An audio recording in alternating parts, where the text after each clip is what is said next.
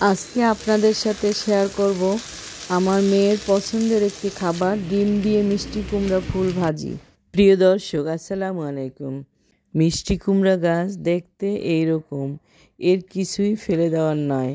এর ফুল, পাতা, ডগা সব কিছুই খাওয়া যায়। ফুলগুলো ধুয়ে পরিষ্কার করে নিয়েছি।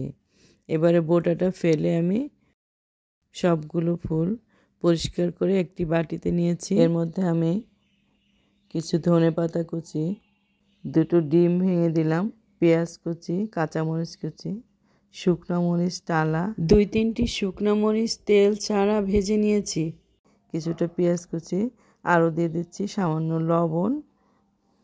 বেশি কোনো মশলা দেওয়ার প্রয়োজন নেই। এটা ভালোভাবে মেখে মিশিয়ে নিতে হবে। সঙ্গে সঙ্গে মেশানো হলে এটা আমি ফ্রাই প্যানে দিয়ে ভেজে নেব। আরও দিয়ে দেব সামান্য গাজর কুচি। অন্য কোনো মশলা দেওয়ার প্রয়োজন নেই। একটি প্যানে 2 টেবিল চামচ তেল দিয়ে দিলাম। এর মধ্যে একটি একটি করে ডিমে জড়ানো ফুল দিয়ে এপিট ওপিট করে উল্টিয়ে ভেজে নেব।